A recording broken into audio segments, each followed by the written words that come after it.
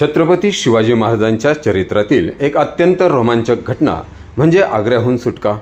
महाराज औरंगजेबाच्या नजरकैदेतून सुटून स्वराज्यात सुखरूप दाखल झाले आणि त्या काळातील भारतातच नव्हे तर युरोपपर्यंत महाराजांची कीर्ती दुमदुमली।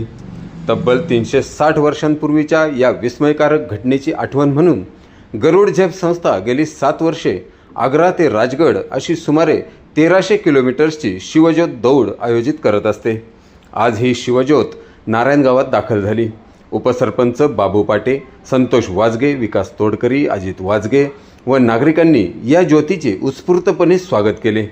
एसटी स्टँडपासून ते मुख्य वेशीपर्यंत रॅलीतील सहभागी शिवभक्तांची वाजत गाजत मिरवणूक काढण्यात आली।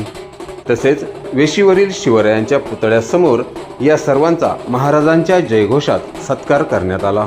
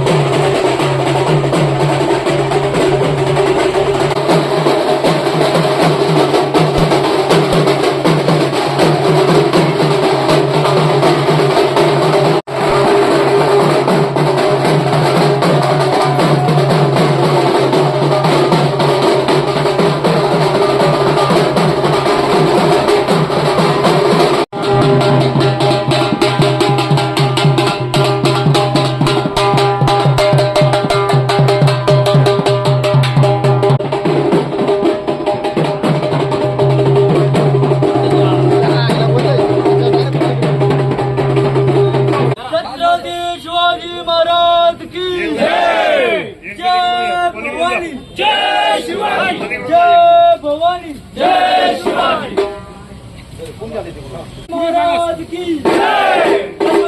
छत्रपती संभाजी महाराज, छत्रपती संभाजी महाराज की जय। हर हर महादेव, हर हर महादेव, भारत माता की जय।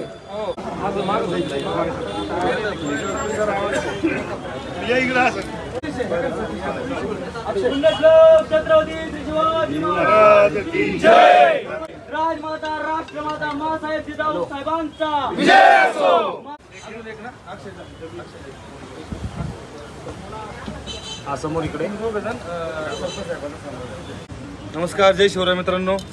छत्रपती शिवाजी महाराजांच्या जीवनातली सगळ्यात महत्त्वाची घटना आग्र्याला जाणं आणि तिकडनं स्वतःची निष्ठून राजगडाकडे येणं। एक अविस्मरणीय दिवस म्हणजे 17 ऑगस्ट 1666 गरुड झेप संस्था गेली 7 वर्ष आग्र्यामध्ये हा कार्यक्रम, सांस्कृतिक कार्यक्रम घेऊन साजरे करत असते। यावर्षी सांस्कृतिक कार्यक्रमाला नारायणगावचे सुपुत्र, शिवसेना तालुका प्रमुख आदरणीय आमचे बाबूदादा त्यावेळेस कार्यक्रमाला उपस्थित होते। त्याचप्रमाणे रायगडचे पालकमंत्री बरशेड गोगावले, त्याचप्रमाणे कॅबिनेट मंत्री जयकुमार रावल साहेब।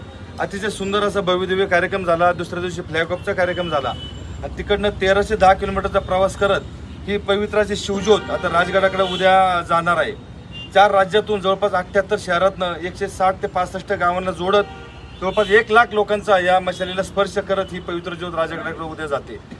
गेली 7 वर्ष दरवर्षी आम्हाला राजगडाकडे जाताना त्याच पवित्र भूमीमध्ये नारायणगावामध्ये अन्नदान आणि राहण्याचं या ठिकाणी आमची सोय होत असते। या ठिकाणी या पवित्र भूमीला, या छत्रपती शिवाजी महाराजांचा जन्म झालेल्या या पवित्र भूमीला आम्हाला नतमस्तक होण्याची संधी मिळते। एक आमचं भाग्य आहे। आणि जो थकवा जो आम्हाला झालेला असतो 4 राज्यातनं प्रवास करताना, तो निश्चितप्रमाणे ज्यावेळेस आम्ही नारायणगावमध्ये प्रवेश करतो त्यावेळेस आम्हाला 12 हत्तींचं बळ असं बलाढ्य व्यक्तिमत्वांना आम्हाला मिळतं दरवर्षी। हे खूप चांगलं एक मन भरून येतं आम्हाला नारायणगावमध्ये आल्यानंतर। निश्चित आज आमचा प्रवास भोसरी या ठिकाणी मुक्कामी थांबेल आणि उद्या ज्योत ही राजगडाकडे जाऊन सांगता समारंभ होईल। आता ज्योती बरोबर आपल्या किती सदस्य आहेत? आजच्या तारखेला जर सतीश यांची टीम जर पकडली तर साधारणतः 155 सभासद आजच्या तारखेला आहेत.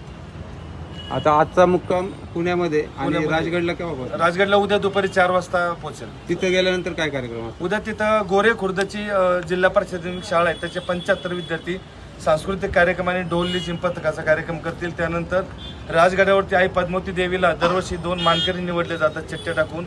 ते तोंडे परिवार आहे त्यांच्याकडनं तिथं जागरण गोंधळाचा कार्यक्रम होईल, ओटी भरण्याचा. आणि त्यानंतर पालखीतून खाली देवीला आरती करून खाली आणून खंडोबा माळावरती सांस्कृतिक कार्यक्रम केला जाईल. भाऊ, गेली 7 वर्ष ही ज्योत नारायणगाव मधून येते, काय भावना असतात आपल्या? जय शिवराय. 7 वर्ष गरुड जे मोहिमेला होतं मला वाटतं. पण मला वाटतं आबा तुम्ही 2015 का 17 तेव्हापासून हे व्यक्तिमत्व एकट्या पदात यायलेलं मला चांगलं आठवतंय. 2017 साली आपल्या जुन्या वेशीच्या खाली जी आपली पहिली जुनी वेश होती, आपण नंतर जीर्णोद्धार झाला. आबा स्वतः पळत येत, मला वाटतं 1-2 टू व्हीलर मागवत, एवढ्यानी झालेली सुरुवात. आणि आज आपल्याला सांगायला अभिमान वाटला पाहिजे की वेळात मराठे वीर दौडले 7 अशी जशी म्हण आहे, तशी वेळात दौडले वीर 7 वर्ष असं म्हणावं लागलं. एखादी गोष्ट आपल्या इथं आपल्याला करायला नियोजनाला आजही बैल का आपलं आज 15-20 जण सकाळी फोन केले 5-25 जणांना 50 जणांना तिथं जाऊन दुसऱ्याच्या शहरात परराज्यात जाऊन छत्रपतींचा जयघोष करायची व्यक्तिमत्व मला वाटतं आबा आहे.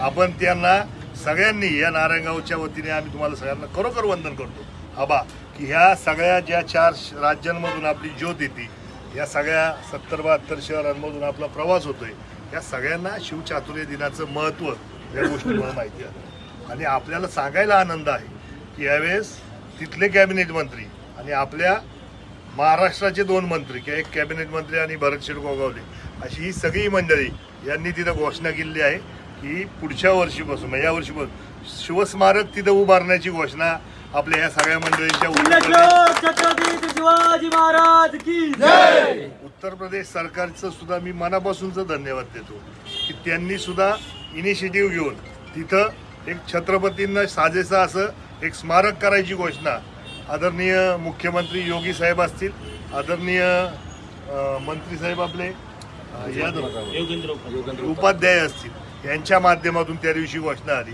आणि अशा सगळ्या घटनेचं मला साक्षीदार होता आलं, याचा मी खरं तर भाग्यवान आहे. त्यासाठी आबांना मी मनापासूनचा धन्यवाद देतो. आणि पुढच्या वर्षीपासून आबा जसं जमन तसं तुमच्या मोहिमेत आम्ही आमची काही जी मंडळी येतील ती सहभागी व्हायचा प्रयत्न निश्चित स्वरूपात करू. आपल्या या मोहिमेच्या निमित्ताने तुम्ही नारायणगावमध्ये आलात, आपलं मनापासूनचं स्वागत करत असताना पुढच्या वर्षी मात्र इथलं नियोजन हे अत्यंत सुंदर आणि चांगलं करायचा प्रयत्न आमच्या सगळ्यांच्या वतीने होईल.